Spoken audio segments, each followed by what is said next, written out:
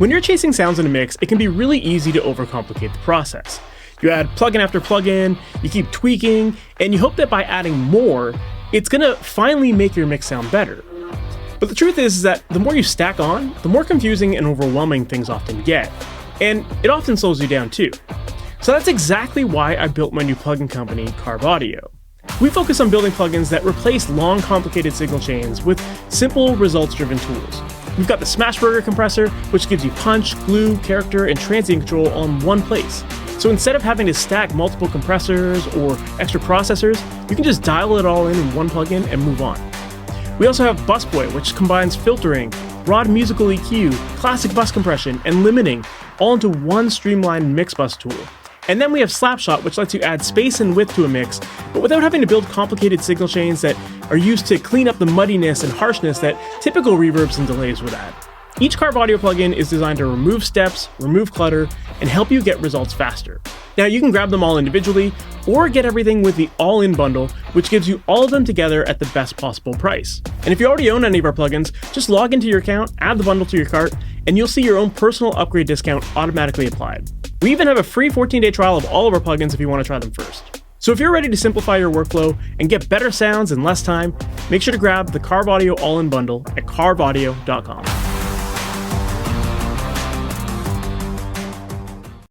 Hey, welcome to the MasterYourMix podcast. My name is Mike Indovina, and thanks for hanging out with me today. Today, my guest is Monte Vallier, and if you're not familiar with Monte, Monte is a San Francisco-based musician, engineer, mixer. He runs a studio called Ruminator Audio, and he's worked with artists like Wax Idols, Tommy Guerrero, Weekend, The Soft Moon. He was even in his own band called Swell back in the day, which many have said are kind of the pioneers of the lo-fi sound. And in today's interview, we definitely dive into creating unique sounds, how to get mixes that have a lot of character, and how to make mixes that feel different and almost experimental. And experimentation is definitely a really big part of Monte's process. And it's actually one of the things that he uses as a means of differentiating himself from AI tools and stuff like that that are coming out these days, where everything is starting to sound the same. And he talks a lot about kind of his foray into commercial audio and how that was super successful, but now AI is starting to come in. So, how do you stand out against the machines? How do you make your music, make your productions sound unique and stand out from the pack?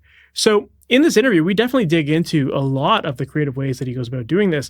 And he's a very creative guy. Like he comes up with some really cool ideas for ways to add extra energy to a track or movement, or how to create ambience and three-dimensional feel. He talks about like reamping things in really weird ways and, blending things in parallel. There's lots of really, really cool tricks here. So if you're the type of person who feels like music is starting to get maybe a little homogenized, or you just like to experiment more, you want some fun, creative ways that you can work in the studio, and you're looking to differentiate your music from other artists or from AI tools, I think this episode is going to be really great for you. So with that said, let's just jump right in.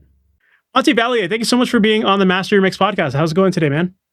It's going great. Thanks for having me. Of course. For people who might not be familiar with you, can you give us a little background on who you are, what you do, and how you got into all this stuff? I grew up in San Francisco. I started playing in bands back a long time ago. 1980 was my first band. And that band played around a lot, moved to London. And it was in London that we did a recording session at a cool little 1-inch 8-track studio. And I was kind of bitten by the bug like that week. I loved the whole process. And so when I came back from London in like 82, I started interning at studios.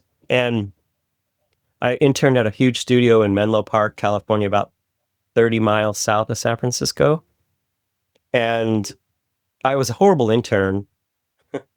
I didn't want to do all the, cleaning the toilets and making the coffee and calling all the cables after sessions. And so I kind of got put into the tape duplication department, and they did a lot of commercial stuff. So I really cut my teeth copying 1/4-inch small reel tape and cutting with razor blade and, making like 30 Macy's ads, in a day kind of thing. And that led to more recording and eventually more internships. And then I built a studio with a friend of mine, Gibbs Chapman, in like 87, 88. And we had a 1-inch 8-track, a little AMEC console, some outboard gear. And then that studio the building was destroyed in the 1989 earthquake in San Francisco. And so that was over. And I started playing in a band called Swell. And we made like 5-6 albums in 10 years and toured a lot. So that the decade of the 90s, I was mostly just recording one band, just Swell, and touring. And that was exhausting.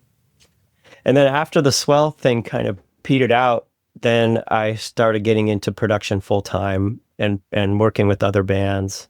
And in maybe 2001 or so, a partner and I started building this studio.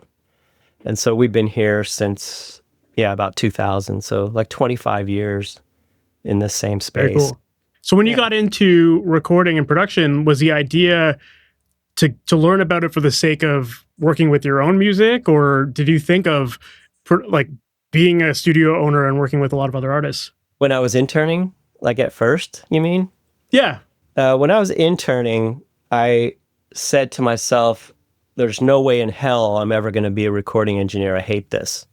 I didn't like the other engineers. I didn't like the rock stars. There was so much about it that just, it wasn't cool to me. It was just like such a business, and it was just not very creative in my mind. I was like 19 years old, And so I was like, no way, I'm not going to do that. I'm going to go back to college and I'm going to get a business degree. I wanted to run a record label is what I really wanted to do. And then I interned at Virgin at a big record label and realized that I really hated that more. So then I went back and started recording my friends and my own bands. And then that's all I cared about, was just recording my own stuff. And then after the Swell experience, then it was like, oh, I can record other people. I figured out what I'm doing. I think I could probably charge for this now, kind of thing. And then since it was all on my own, everything was mine and I could work with whoever I wanted to, then it started becoming fun.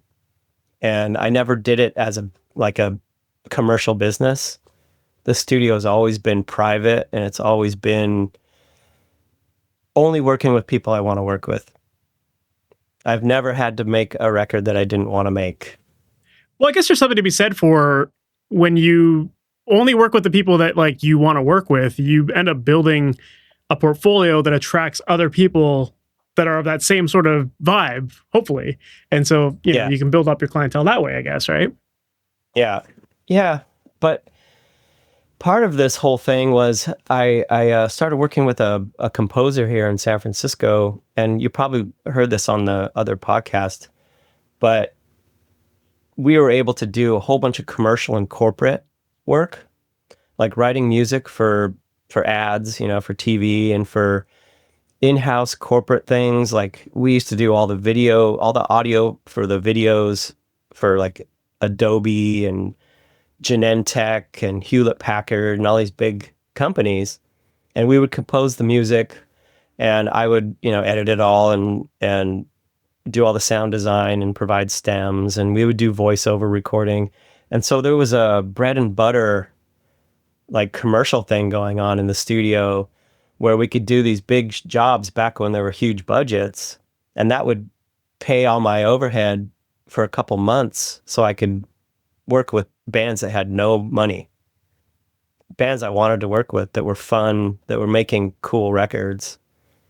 And that was a real joy, you know, to knock out the commercial stuff, which wasn't that fun sometimes, to be able to afford to be able to work with, you know, small bands that had never made a record before, you know, had a small budget. That's very cool. I think that's actually a really smart way of doing it, because at least like, yeah, you have clients, like, you know, people always say like, oh, musicians are poor or whatever. Businesses typically don't have that same reputation. So it's like, if you can find the right company that is into what you're doing, then hopefully that can provide some sort of padding to let you do the thing you really want to do. Yeah. I mean, TV back in early 2000s was lucrative. You know, you could make a living just doing music for TV, radio ads. Yeah. And stuff. So how did you get into that side of things? Because I think that industry is probably very intimidating to a lot of people who have never been in it before. So as far as like breaking in and finding the right contacts for that kind of thing, how did that work out for you? It was word of mouth, you know. I mean, you work with one ad agency, and ad agencies are so fluid. Everybody like works there for one project and then moves to another agency, and so you kind of build a reputation with producers within the agencies. And you become, when you provide something good and fast and you're willing to, you know, change everything all the time and not give them shit, you know, then they keep calling you. And other people are like, who did you use for that? You know? And so we built a little stable of creative directors and producers at agencies. Was it just a matter of like knocking on the doors or calling up people that ran these agencies and say, hey, I have a studio or I'm a composer, you know, that kind of thing? I was lucky because my partner, Mark Capel, the composer, had done a few ads already. And so he kind of had a small reel of stuff that he had done. And he already built a few contacts. And so we just worked with them at first. And then it was organic. It kind of built out. We still work with some of the people because a lot of the older creative directors and directors are pretty sick of AI generated music and library music, and so they'll give us calls still. You know, we don't really do it that much anymore because of AI and everything, but just before the holidays, an old director called us up and said, I want humans to play music on this ad. And so we got the old, you know, studio musicians back together, and we did an ad for one of those Wegovy kind of drugs, and it's on TV now. The budgets are like 10% of what they used to be, though. I was going to ask about that. Like, it is very interesting to hear you say that AI has already made that much of an impact in that world, but it's also equally fascinating to hear people talking about being sick of AI already. So obviously this has been like a relatively new thing. So yeah, maybe we could touch on that. Like, how, as far as like being in this world and then seeing AI come up, like how has that impacted the type of work you're doing? Obviously financially it does for sure, but like, has it impact any creative side or kind of direction side that you get from these agencies?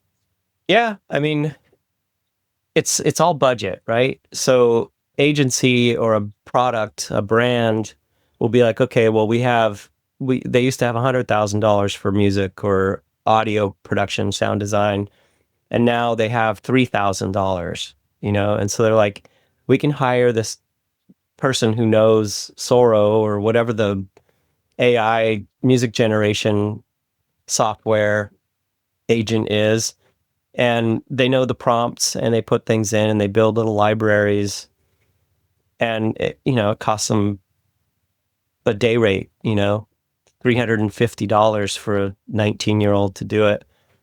And then they have it, and they're done. And the executives don't really seem to care that much. They just want it to be snappy and kind of sound like something else. And then the directors and the people who are actually listening, they just get sick of it because it's so soulless.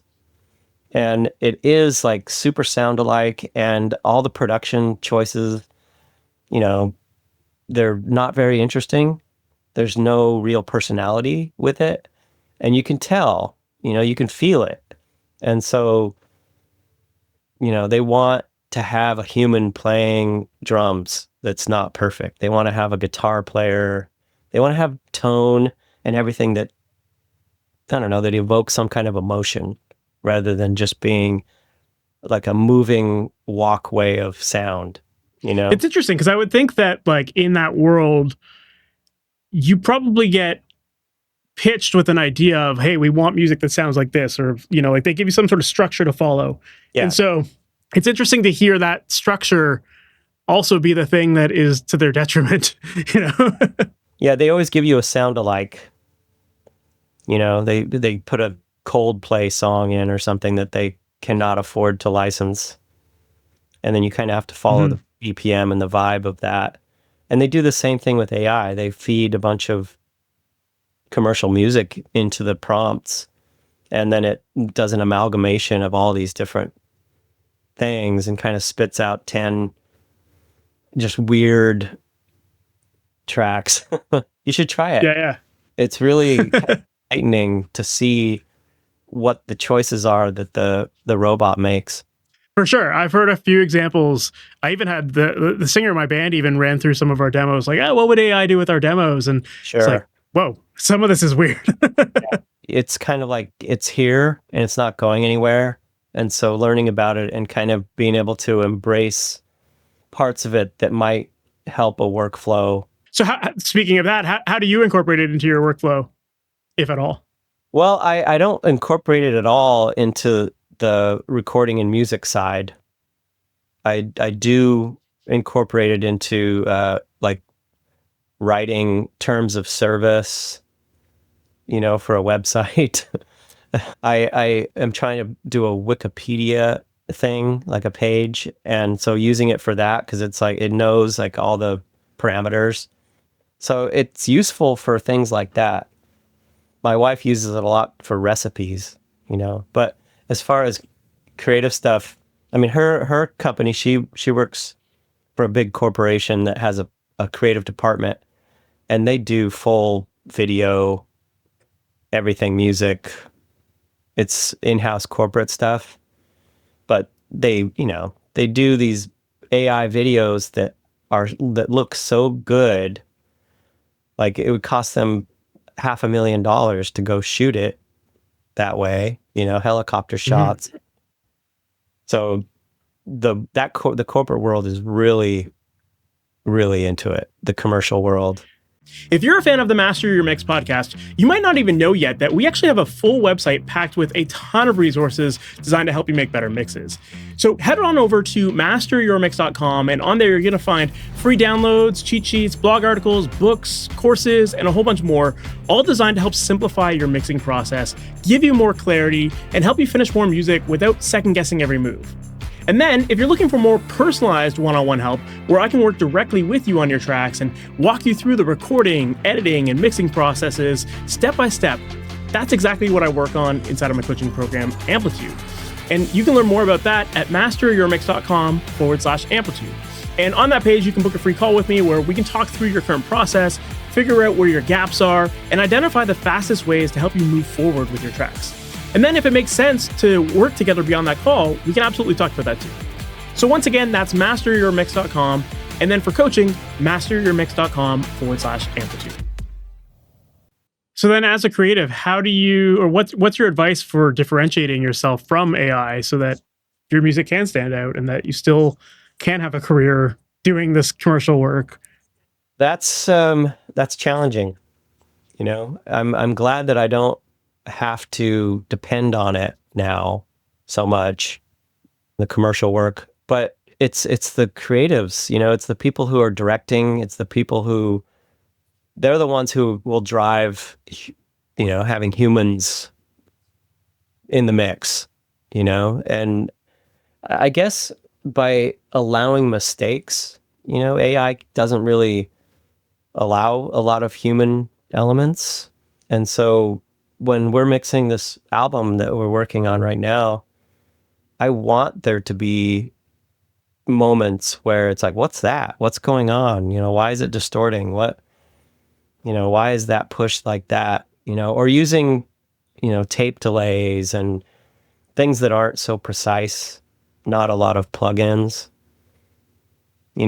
just trying to make things warble a little bit where the robots won't allow the warble. But next year they probably will, it's moving so fast. It's one of those things where I think it's hard to program. I mean, I don't know anything about programming AI, but I imagine to tell it to go off the rails sometimes could be to its demise, if people are putting so much faith in this thing to be perfect that adding that kind of variance could probably just ruin things pretty quickly. So yeah, interesting though. I might have to experiment with that. Well, I am kind of curious about. You had mentioned like you like embracing that imperfection and that kind of stuff, and on your website you even do have a section where you talk about being attracted to the uniqueness in recordings and experimenting, and you even mentioned, I think you gave some examples of putting mics in tubas or reamping vocals through a Leslie and stuff like that, which an AI is never going to think to do. So Yeah, yeah, I'm it's curious to true. know, like, first off, like, what are some other examples of some of those kind of creative moves that you typically, or that you might find yourself doing in the studio? You mentioned reamping. I think that that's probably the biggest thing. I reamp everything in through all kinds Interesting. of stuff. I'll have a couple mics set up and maybe a couple guitar amps, and I reamp guitars. I reamp the bass through a bass amp. I'll always, especially when people send me tracks that they've recorded at home or something. But I reamp the whole mix. I like to send the stereo mix out into the room. I'll, play it through the PA sometimes and just have a stereo mic, and I'll crank it. I'll do anything to, like, we call it putting a dirt shirt on the recording. And then I take that and I sync it up, and I put it down 20 dB underneath the mix. And it always adds life, it always adds something. And over the years, I don't know, I learned how to reamp back when I was interning in the 80s. It was much more rare then. But now it's like I have megaphones. I have like an old like broadcast PA, like the kind that you would have like at a train station or something, or the big metal speaker. And I send stuff through that, send vocals through that. The Leslie, I have a preamp for it, so I can send anything through the Leslie. I've put mics inside snare drums and put that in front of an amp and put the whole mix through a snare before, that kind of stuff. It's just anything that you can do that's going to give it an original sheen that doesn't sound like anything else. It's very cool. Very interesting to hear like your choice of equipment as well. And that was something I was also curious about. Like you had mentioned being in Swell, and some people have claimed that, with that band, you guys kind of created a bit of like the lo-fi sound. You were kind of the pioneers of a lo-fi sound, which is funny because I've also heard you say in another podcast that that was never the intention. You guys were always trying to get hi-fi sound, but it was just the limitations of the gear that you were working with that kind of resulted in what you got. So I was curious to learn more about how you go about choosing what equipment you buy these days, because everything these days can sound good. It's all clean. So, what's your decision making process as far as like knowing when to buy gear and what it's supposed to contribute? That's a good question, because nowadays I feel like I've been in the studio and other studios, I've amassed so much stuff that I don't really buy a lot anymore. I'm more getting rid of stuff. But I've been playing music a lot more, and so I've been buying stuff for playing live, to be able to try to get sounds that are like the ones on the records in a live setting. I don't have any real specifics, I guess. But if I were to be buying something, I would probably be looking for, broken microphones, old Turner broadcast mics, having some old gear, old $50 eBay mics in your repertoire or in your mic locker is really important. You can't always have perfect, large diaphragm condenser mics that are going to be pristine and capture everything perfectly. You have to have some personality. You have to blend personality in with the clean stuff. That would be advice for any home recording person who sees podcasts like this or goes on Sweetwater and just like, I want to buy the best, cleanest, this is the best microphone. It's like, it's going to sound like crap in your room.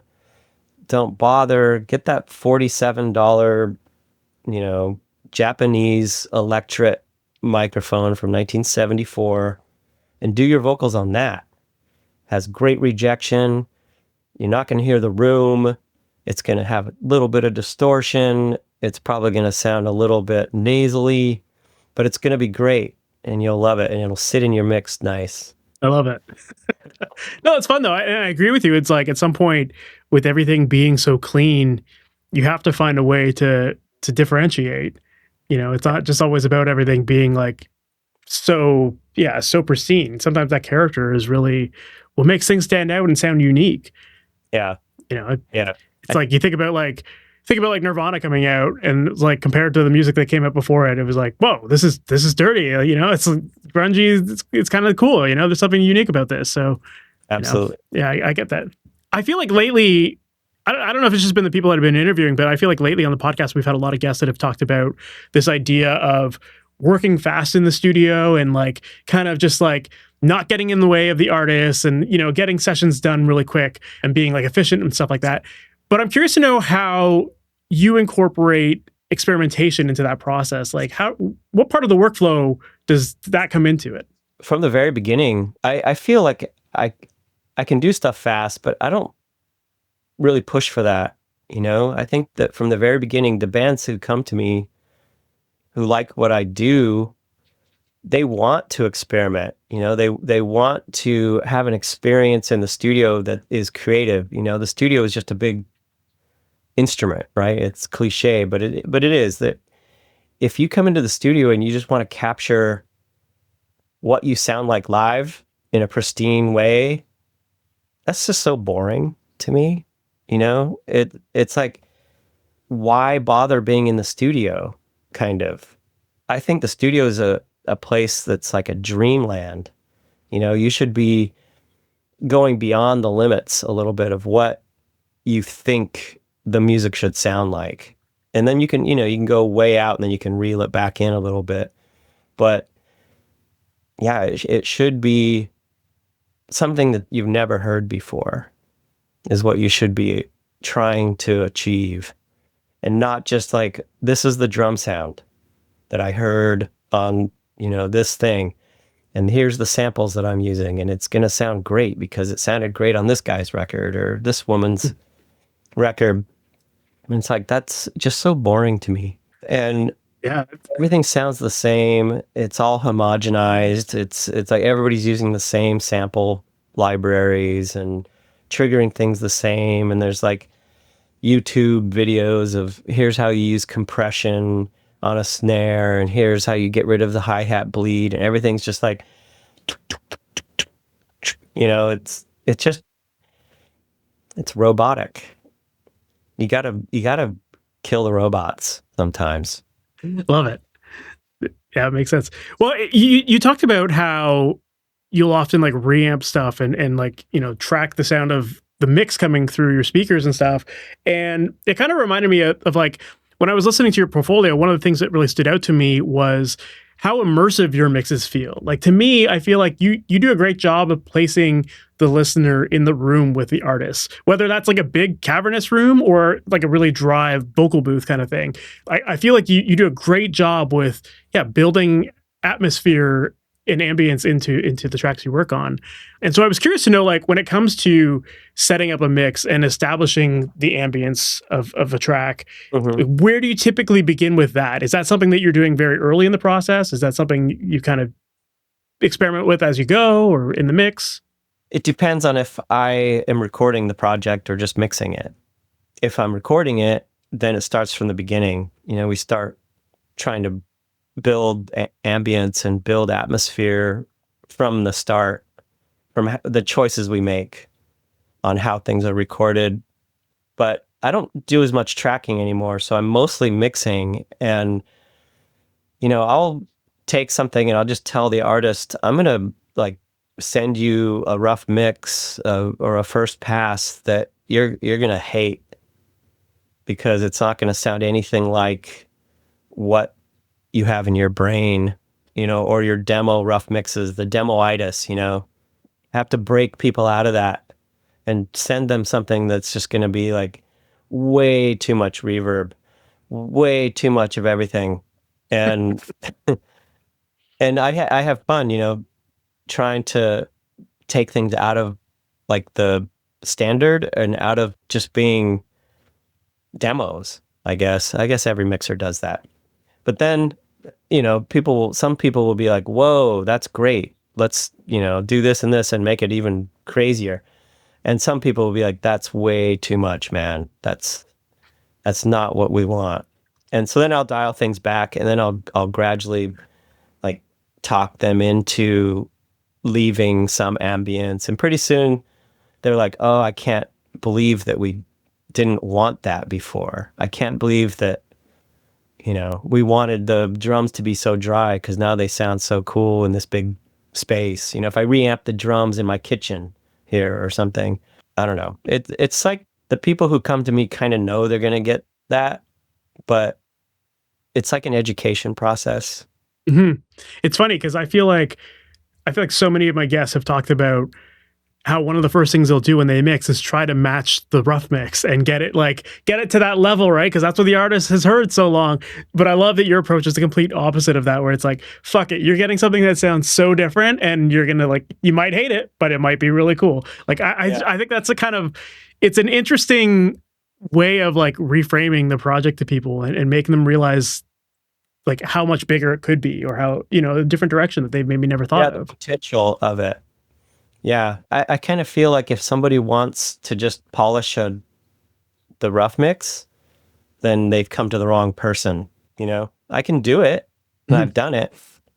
And sometimes after all the experimentation, it starts to go, ooh, and it gets down to oh, well, that's just polishing the rough mix. With a little bit of, I mean, that happens. But, I kind of feel like it goes back to AI. Like the robot can polish your rough mix. Fair, but there's yeah. some people who are really good at that, and I respect it. Yeah, absolutely. But you're right about even just on that AI note, it's I think about AI mastering, and it's been out forever. And I feel like every time I've ever heard an AI master versus a human, the human always wins. And it's because there's that level of creative judgment and acceptance of imperfections and, all that kind of stuff that really makes it sound unique and humanizes it. So yeah, I could see how working that into a mix or into a production is just as important. Yeah. Yeah. I've never tried the AI mastering. It seems like it just makes it loud. It's very preset yeah. Yeah. I do master things once in a while when people need it, and we can talk about the lathe cut vinyl thing. That's separate because that's what I do. I master everything.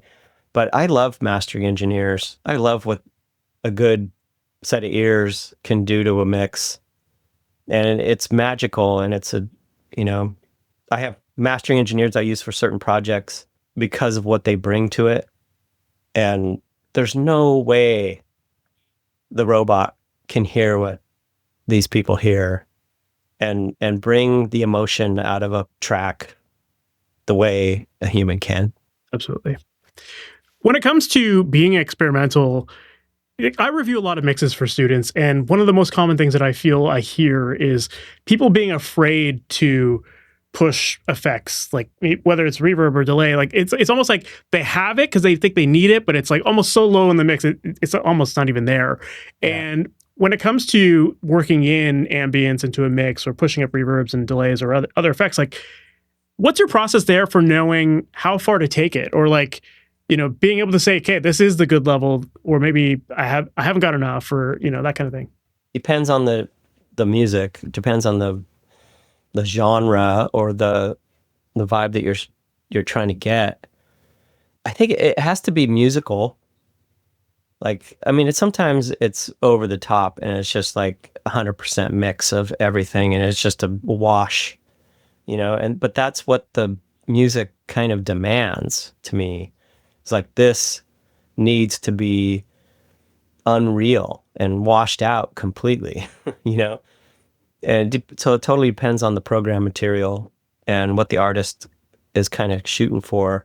But if it's something kind of straight, I just like contrast, maybe, have something that's really wet, alongside something that's relatively dry. Try not to confuse the listener too much. Use similar reverbs, but change the pre-delays and the mix of the reverb effect. But yeah, contrast, building like a three-dimensional thing. So if you don't have enough like room presence or perspective in a mix, like not going just this way, but going this way and going this way, then your mix will be flat, you know? And so part of using the right amounts of reverb and delays, using delays as reverb, is to pull things into the sound stage, into different three-dimensional spaces. And so if everything's just kind of dry with a little bit of reverb, then it's just all, you know, everybody's right there on the front of the sound stage and just kind of in your face. And that gets kind of fatiguing.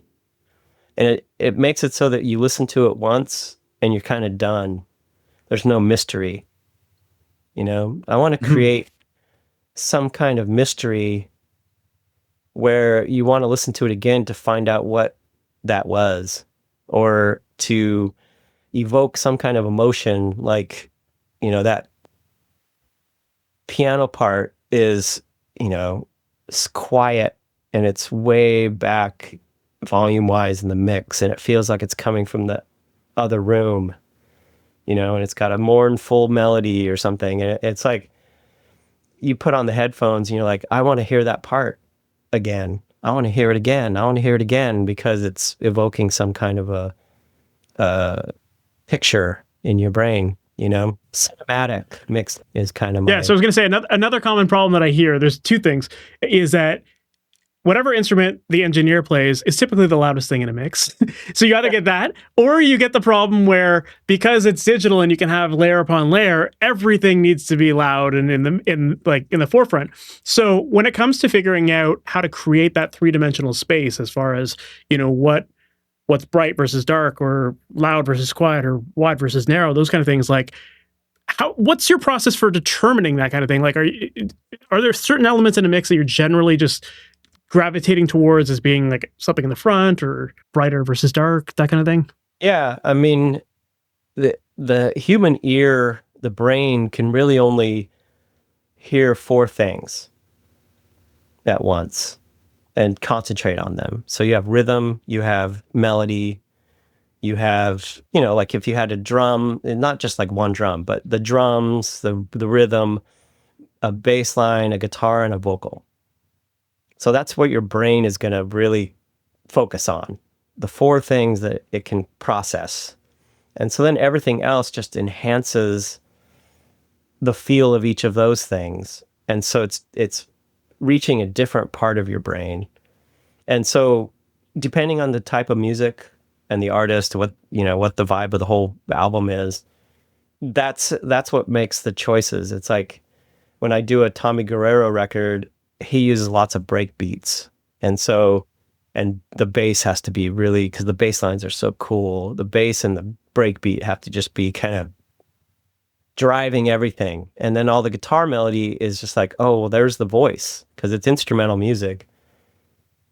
So you have to bring the guitar melodies and maybe keyboard melodies in kind of as like a singer, but there's no singer. So it's like concentrate on this backbone and then bring in the voice. And then when the brain is, like I said this a minute ago, when the brain is focusing on that voice, then like all the peripheral stuff just kind of like holds that together and makes the voice sound like it's got some kind of emotion. I don't know if that makes any sense at all. I'm just kind of... Yeah, but like what I'm hearing from you is like you're just prioritizing like what is the most important thing in this mix. Make sure that that's audible, and then everything else dances around that. Like it's, you know, you're creating contrast against that lead thing, I guess, right? And that's kind of the main approach, you know.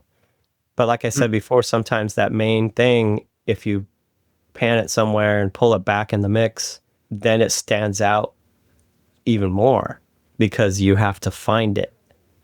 It becomes a mystery point. I don't know. It totally depends on the song and the type of music. For sure. No, but I get what you're saying. It's like you're creating, yeah, it's almost like ear candy, or creating like a reason to listen deeper to the music, because Yes. there's always there's something to be focusing on, or finding in the mix, and making it like an experience and not just like a song being played back at you. Yeah. Well, I mean, that's the goal, for me, for all music, is to make it so that you want to listen to it again. I mean, think about your favorite albums, think about albums that you've played for 20 years that are just like sitting next to your turntable. They're just there all the time, and you're always in the mood to hear it. There's something going on with that record that touches you emotionally, that makes it so that it's never boring. You can listen to it a million times. And so there has to be something with the production, there has to be something with the songs, something that keeps bringing you back and draws you in, and that is a lofty goal, but that is kind of like, you want that. Sometimes the songs aren't good enough and you'll never get it, but sometimes you reach it and at least touch on it. Yeah, for sure. Before we hit record, we were talking about automation, and I'm curious to know, like, how much automation are you doing in your mixes? Because people use automation for so many of these reasons you're talking about here, like moving things around, or bright versus dark, that kind of stuff. So how frequently do you find yourself using automation in your mixes? A lot now. Yeah. I automate EQs a lot to change the sound of something between verses and choruses. Of course, I automate delays and reverbs and things like crazy. Lots of volume graphing, volume automation. Just like the old days, you're mixing and you have to pull down the guitar bus on the verse and push it back up a couple dB. All those kind of mix moves to add dynamics. And there's just so many cool plugins now where you can automate all kinds of parameters that you could never do without like reaching over into your rack and turning a knob before. And so it does add a little life to things. But I probably automate 50% of things in a mix. There's some kind of automation. Interesting. So then maybe I should have asked this earlier, but like, where do you start with a mix when you said you often get mixes sent to you? So what's your typical process for analyzing a track and coming up with your game plan of what you want to do?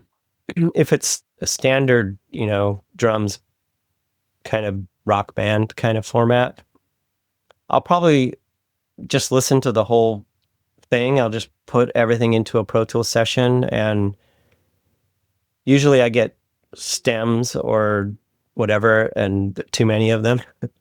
But I put everything into a Pro Tools session, and then just kind of listen to everything, and then just start muting and soloing stuff, and then really try to find what the important elements are, the listening to the drums, listening to what the production sounds like, so then I can start to get an idea of how much work I have to do to be able to make it, if the drums, everything's bleeding into each other, and I don't have any control over the hi-hat and the snare, just like, it's like a technical go through where I try to assess how long it's going to take to mix this track.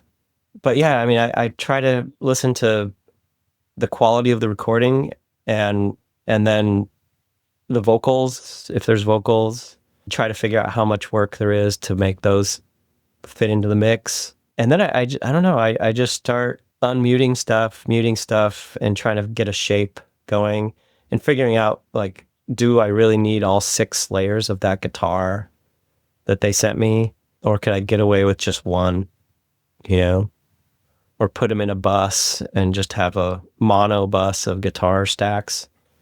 It's like being a janitor, really.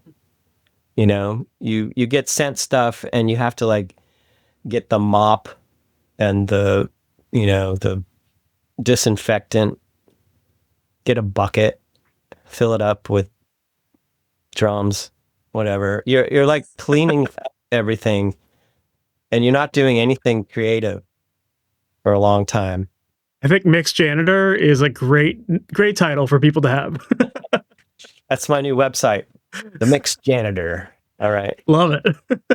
But you're right. It's like there's so much organization and cleanup and all of that stuff that has to happen before you even get to like the content and being creative with it.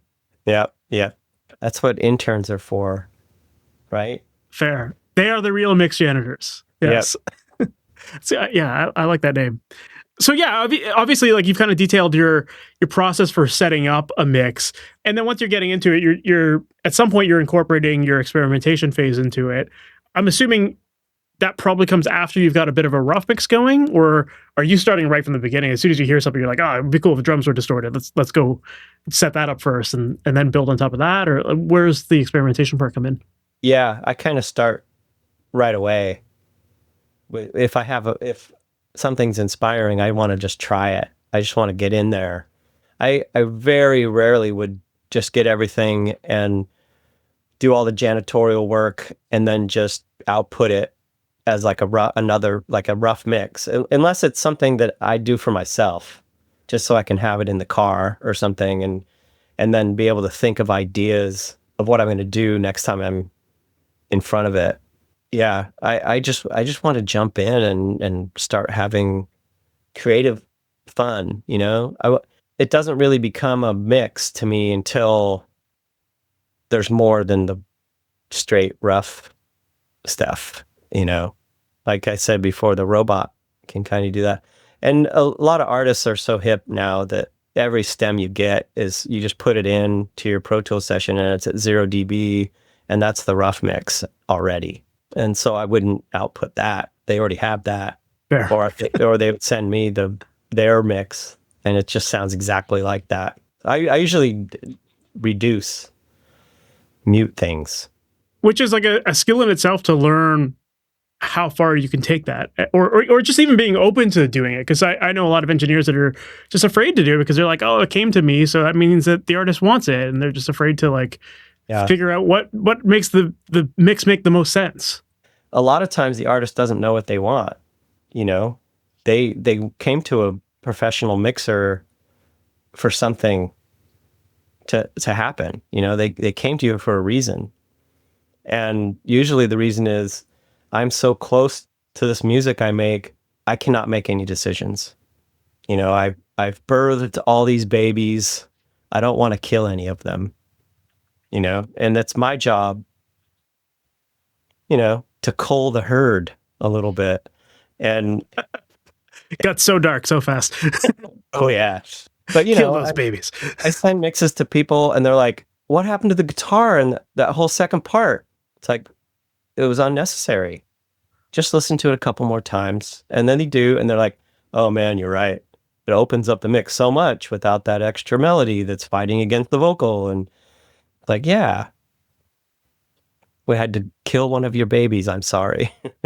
That little cool melody that you did, it's like, it's not working. Sorry. Yeah. Yeah. Maybe you can find a way to put it in somewhere else, but yeah, sometimes it's just got to go.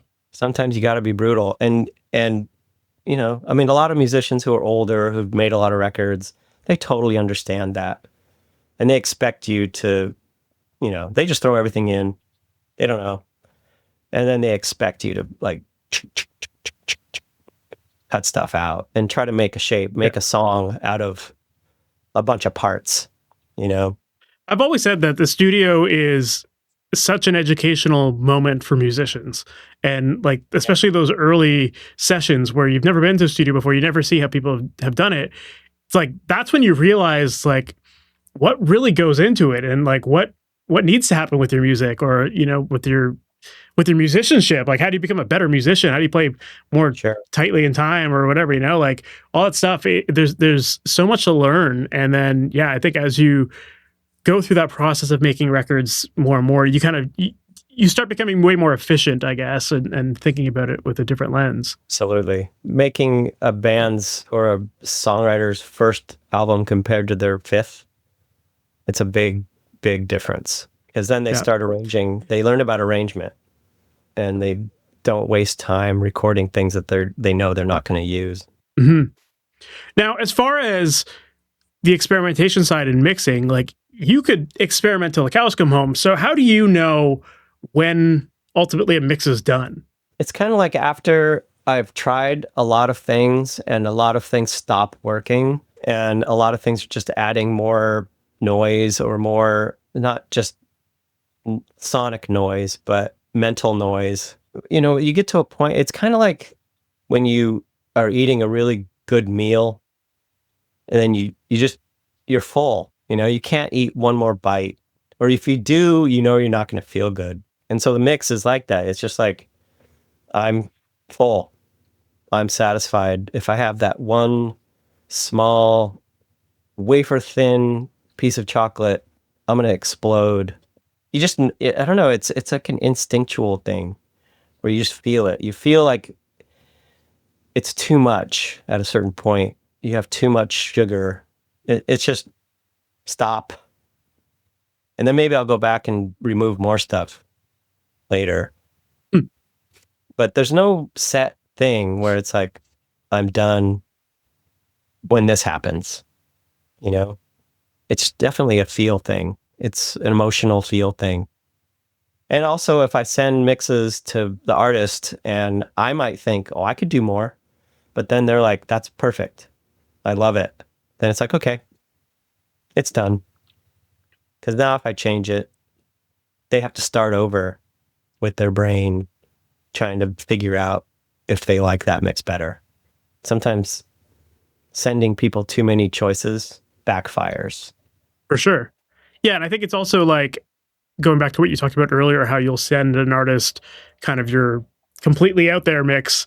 It's like at least they're embracing that. Or they know that it's like this is something wacky. Whereas like when you start getting into like minute details, most people don't hear it, they don't care, or they're just like they don't get why it was done. So it makes it that much harder to like narrow down what's better. Very true. Very true. But, it's not always successful. I mixed a band that's kind of like a 90s pop punk thing, and I never do that. I rarely do that kind of mixing. And, I did all the stuff that I thought it needed. It needs this kind of punchy drums, and it needs this kind of vocal. It needs a little bit of slapback on the vocals, and I'd listen to it, I go, wow, that sounds like a perfect example of 90s pop punk. Then I send it to the band and they're just like, you didn't do anything exciting to this. They're kind of bummed that I didn't have it transcend what I thought that they wanted, And then I think just in this case, they realized that the recordings weren't very good once they heard it mixed. And so they scrapped the whole thing and they're back in the studio, like re-recording everything. Sometimes that's what it takes. It takes just hearing it and to realize like, oh, this worked or it didn't.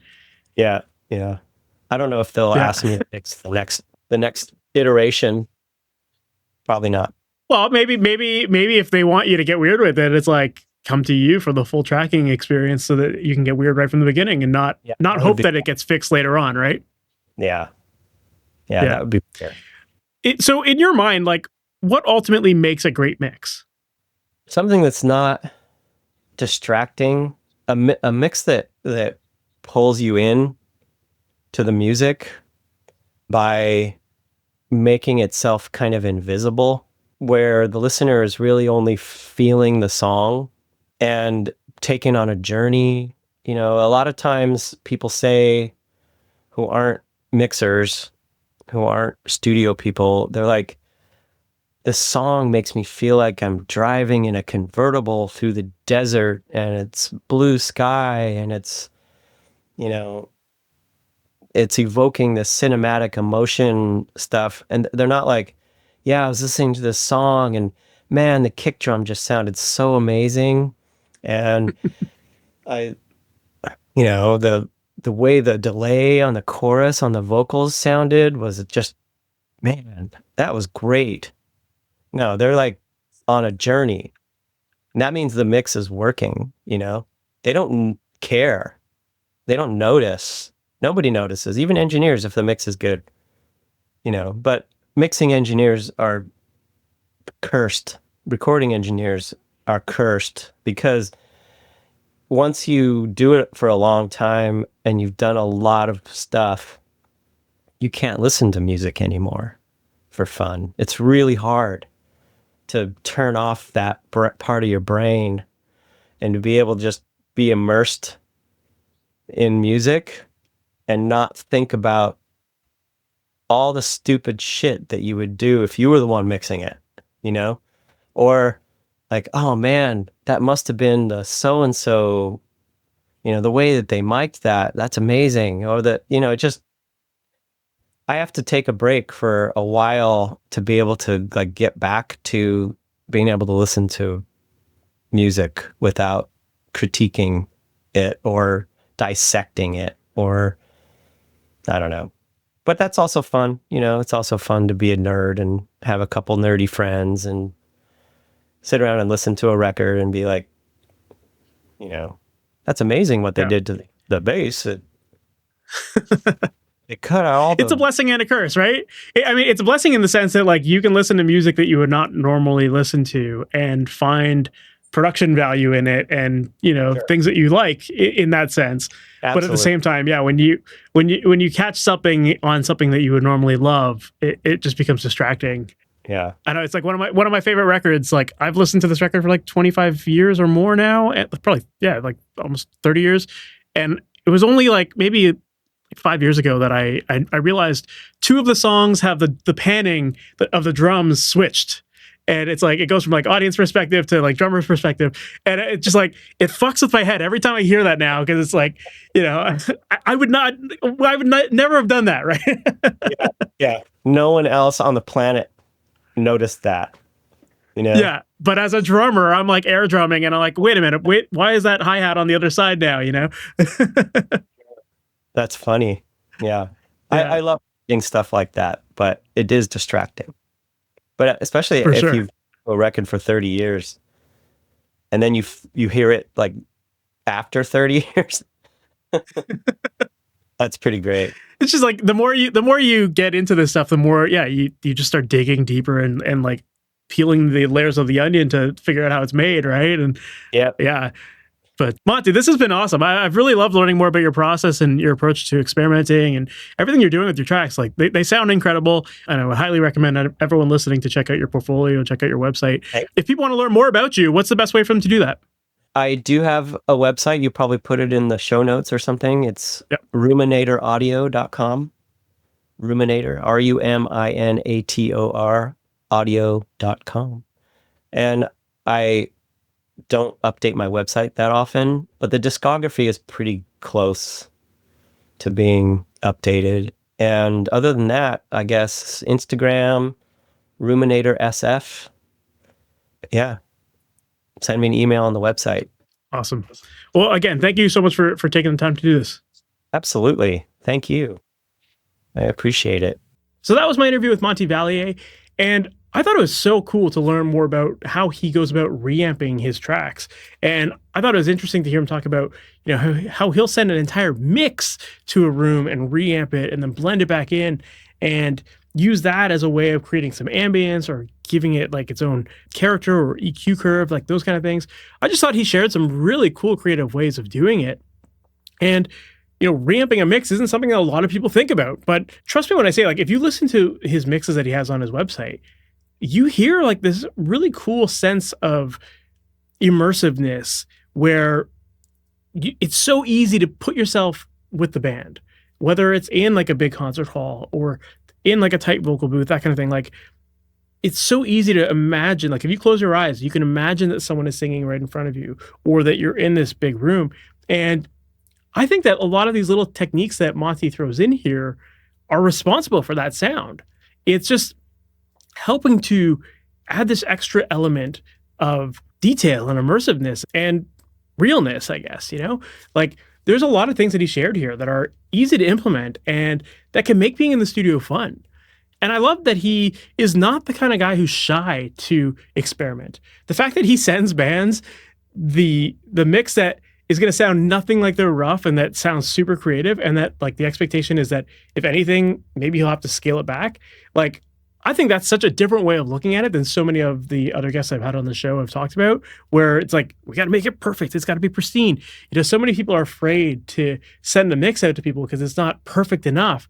Whereas embracing imperfection actually can be really freeing. And in Monte's case, like, making his mixes have a life of their own, So I just thought that was really cool. It was definitely a refreshing approach to production and mixing and having fun with it in the studio. He talked early on about wanting to do things on his own terms. And I think this is a perfect example of that, where, it's not about doing things a cookie cutter way. It's about having fun with it and making the studio a creative tool. And I just admire that a lot. Now, despite all of this, if you go to listen to Monte's stuff, it's not like it's going to be like super experimental, weird, crazy prog stuff that you just can't wrap your head around. No, he's found a way of incorporating all of this experimentation in a way that it works with just good mixing skills in general. It's not like it's wacky out there stuff. It's tastefully done so that mixes do translate, that they still sound clear. And he's using traditional mixing skills to still get what most people would want out of a mix. And as one of my early mentors would say, you kind of need to know the rules in order to be able to know how to break them, to know how far you can go before things are going to start to fall apart, before mixes aren't going to translate well. And so you still have to understand at the core how to make a good mix. And then all this experimentation stuff, it's always combining with the foundation of at least a good mix, right? Now, with that said, I know a lot of people that struggle to understand how to put their tracks together and how to get the sounds that they hear in their head, even if those are super creative sounds and out there experimental things. A lot of people struggle to know how to make their vision come to life. And if that sounds like you, if you'd like some one-on-one help with that, that's what I work on with my students inside of my coaching program, Amplitude. In that program, we're establishing what your influences are, what the sounds are that you hear in your head, and what your process should look like from recording, editing, and mixing and mastering to help make sure that that vision comes to life. And I'm with you at every stage of the way to make sure that you're implementing it properly and that you are aware of how to make the right decisions in your process. You end up with a repeatable process that you can use to help make songs in the future and feel confident in your decisions and not be afraid that maybe you've gone too far with experimentation, or maybe that your foundational mix is just not there. I'm working with you at every stage of the way to make sure that happens. And you ultimately end up with something that will translate, will sound good, and ultimately make you proud. So if you're interested in learning more about that, make sure to check out masteryourmix.com/amplitude. And on that page, there's a link where you can book a call with me. I'd love to learn more about you and your music and what you're working on, what's working for you, what's not working for you, where you're feeling stuck, and see if I can help you. And if it looks like I can, then we could talk about working together. If it doesn't, then I'll let you know. I only work with people in this program who I truly believe I can help. So if you are interested in talking about your process and seeing where you should be directing your attention to get the results you're after, once again, masteryourmix.com/amplitude and get all the details there. With that said, we're at the end of this episode. Thank you so much for sticking around, and I can't wait to chat with you in the next one. We'll talk soon. Have a good one. Thanks for listening to the Master Your Mix podcast. Please make sure to subscribe on your favorite podcast app and leave a review. If you have any questions or comments for the podcast, send an email to questions@masteryourmix.com. And for more information on how to create pro recordings from your home studio, visit masteryourmix.com.